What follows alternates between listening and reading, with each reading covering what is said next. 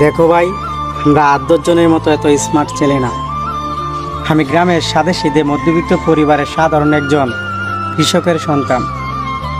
তাই বলে তোমাদের এই জগতের কোনো দুঃখ কষ্ট আমার গায়ে লাগে না। আমার শখ আছে, স্বপ্ন আছে, তবে এগুলো সব কিছুই বাস্তবতার কাছে হার মেনে যায়, কারণ আমরা মধ্যবিত্ত। আমাদেরও স্বপ্ন আছে, অনেক বড় বড় স্বপ্ন। তবে একটা কথা কি জানেন, আমরা বড় বড় স্বপ্ন দেখতে ভয় পাই, কারণ আমাদের ছোট স্বপ্নগুলোই পূরণ হয় না, পূর্ণ হয় না। সেই ক্ষেত্রে বড় বড় স্বপ্ন দেখি, তাহলে সেগুলো কিভাবে পূরণ করব, কিভাবে পূর্ণ হবে বলেন ভাই? কারণ আমরা মধ্যবিত্ত। আর আমার সাথে প্রতিনিয়ত যা হচ্ছে সেগুলিতে আমার কিছু যায় আসে না, কারণ জীবন যাচ্ছে জীবনের গতিতে। কি হচ্ছে কি হচ্ছে না কিছুই জানি না। আর আমাদের মধ্যবিত্তদের জন্য বাস্তবতা আসলেই খুবই কঠিন।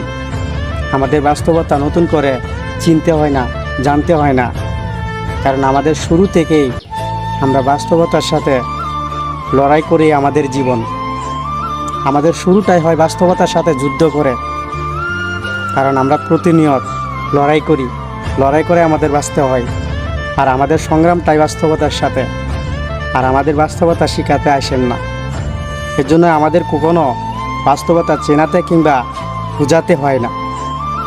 তো আমি সবার মতো না, আমার জীবনযাপন অনেকটা আলাদা। আমি খুবই সাধারণ, আর এই সাধারণভাবে চলতেই পছন্দ করি। তবে আমার এই সাধারণভাবে চলাফেরাটাকে আপনাদের কাছে তা কেমন জানি মনে হয়, আমি জানি না।